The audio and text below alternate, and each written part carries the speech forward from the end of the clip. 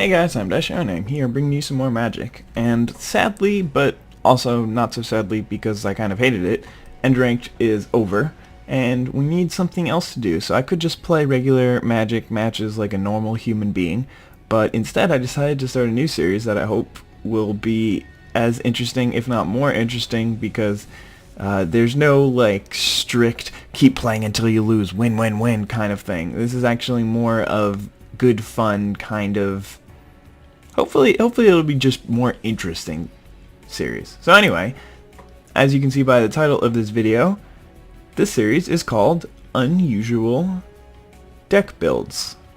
That's a terribly uncatchy name. Maybe I'll think of something else, but maybe I'll just say Unconventional.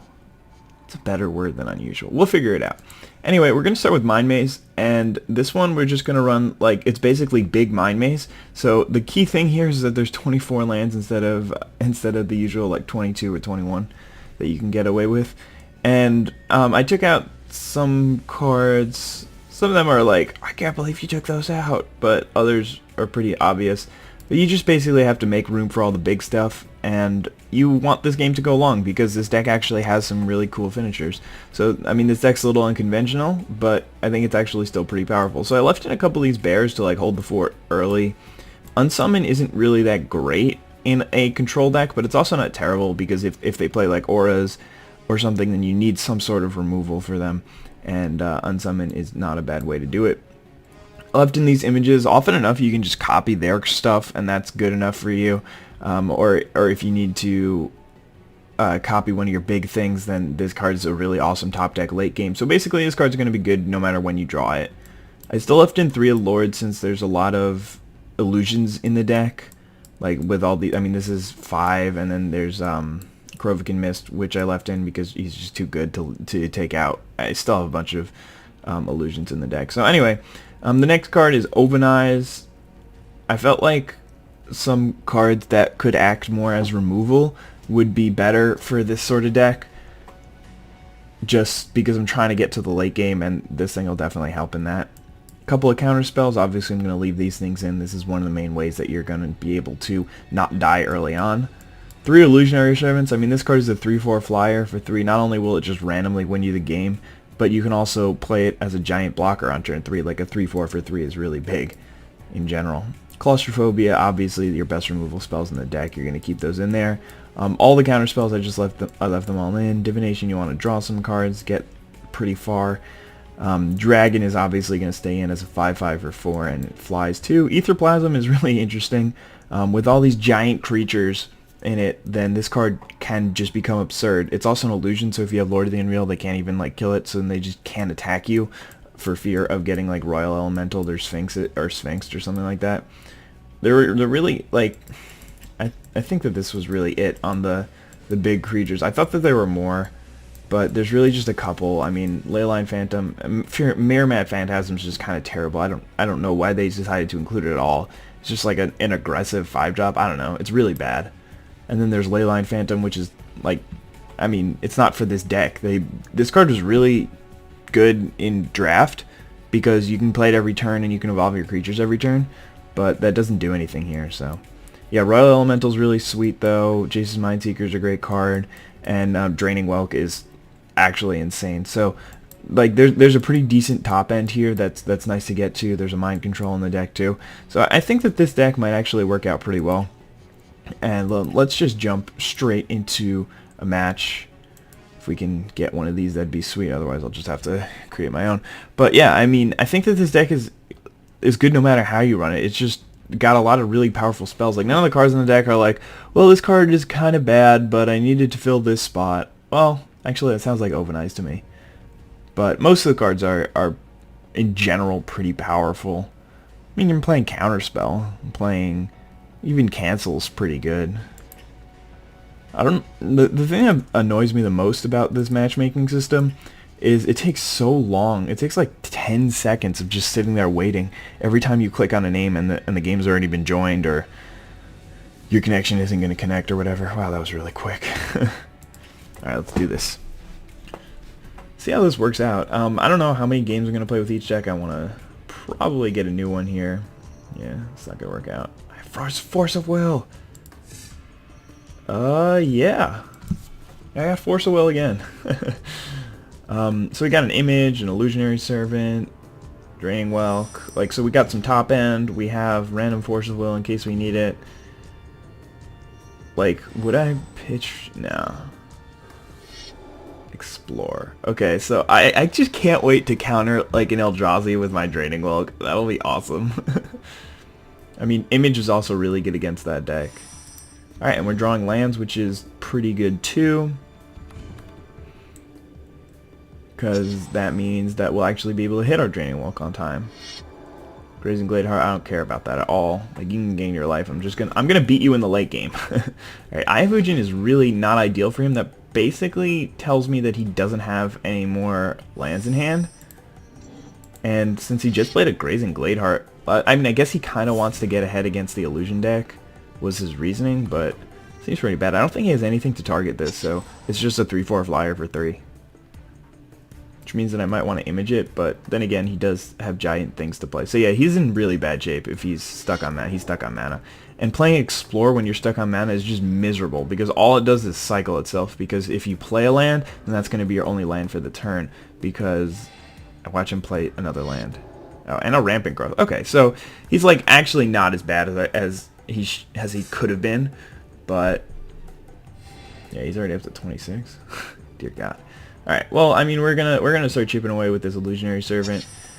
Let's play.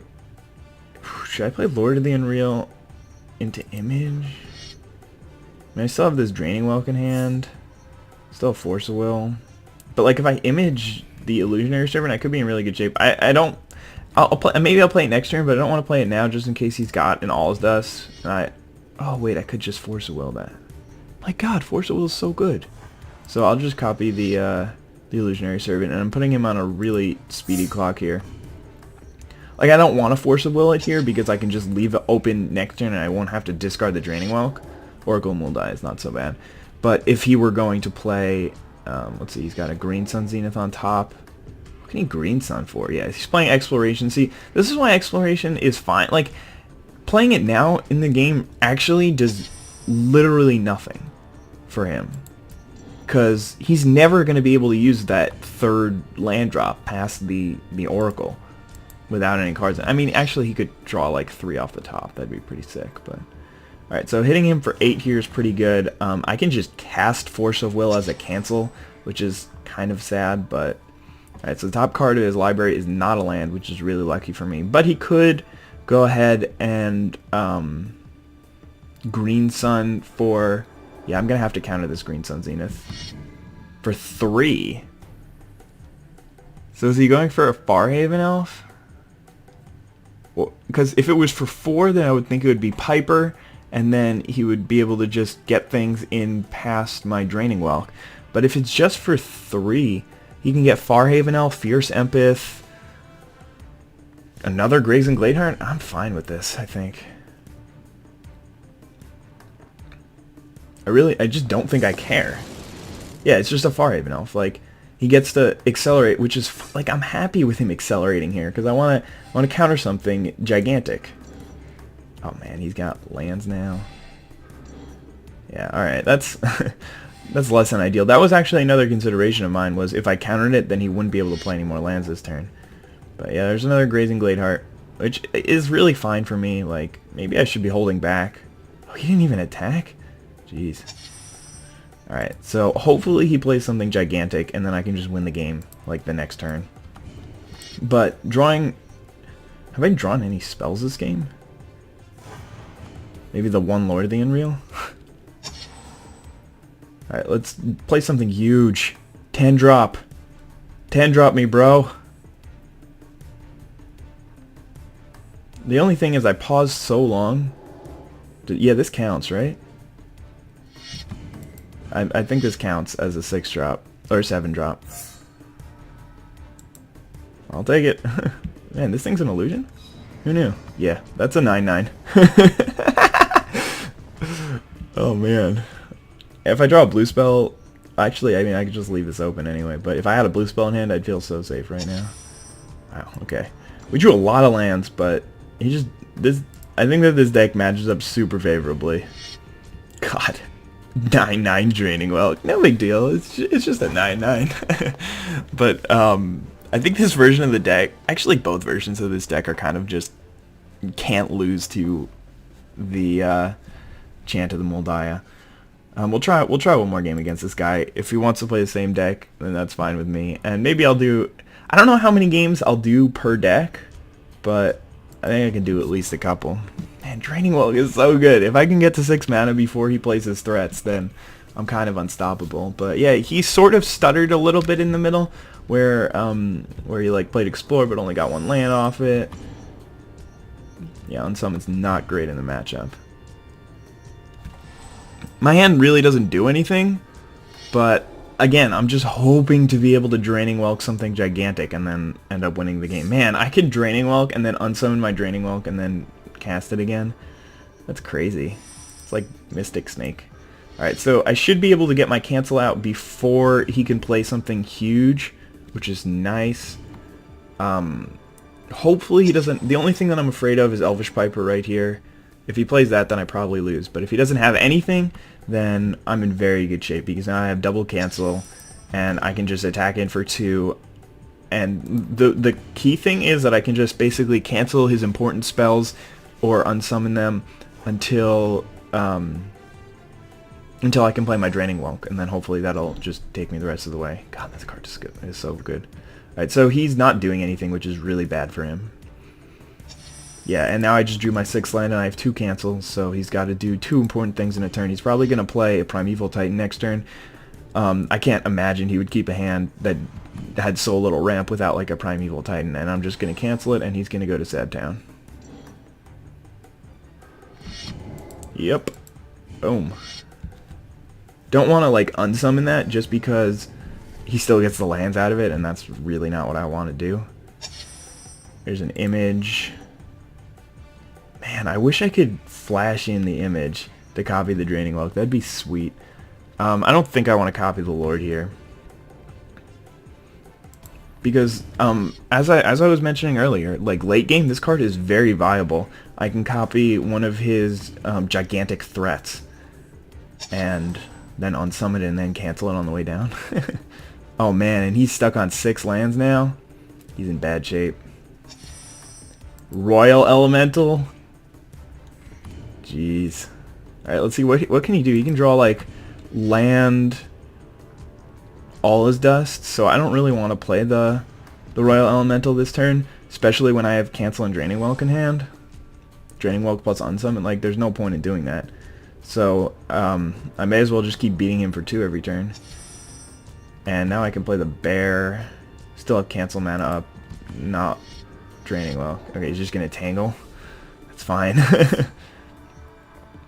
But I do want to play the Bear out so that I get a decent clock on him. And since I still have Cancel up, it should be good. Like, I could also just, like, Image Lord. That would have been maybe a good play. Yeah, I don't really care if that resolves. Like, if he gets to his 7th mana, which is, like, all his dust or something like that, that's fine with me. This thing doesn't untap, right? Yeah. Because if he plays all his dust, then I can just Draining Welk, and that's basically game from there. This thing is when it's targeted by anything. Yeah, so I can't even unsummon it. I remember that. Like, you were able to curfew it back in 2012. That was pretty sweet. Alright, play your All's Dust. Or your 8-drop. If he plays an 8-drop, yeah, game. This thing can be countered, right? Yeah, okay. I was like, I never checked, because every once in a while there's a spell that says can't be countered. Look, like, this game is just unlosable.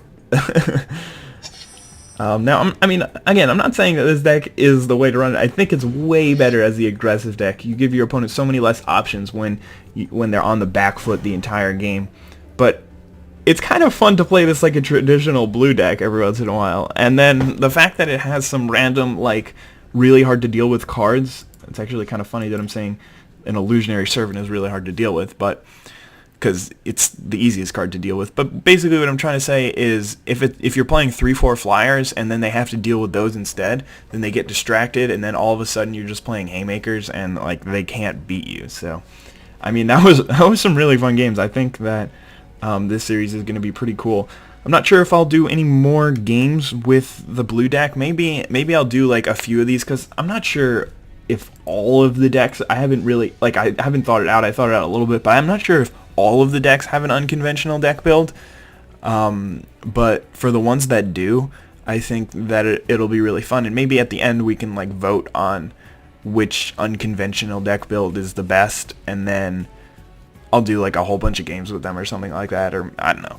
We'll figure it out, but this is really just like a nugget of an idea, and I think that it was a good one because this video was a lot of fun to make, and I hope that you guys really enjoyed it. So yeah, have a wonderful day. Bye.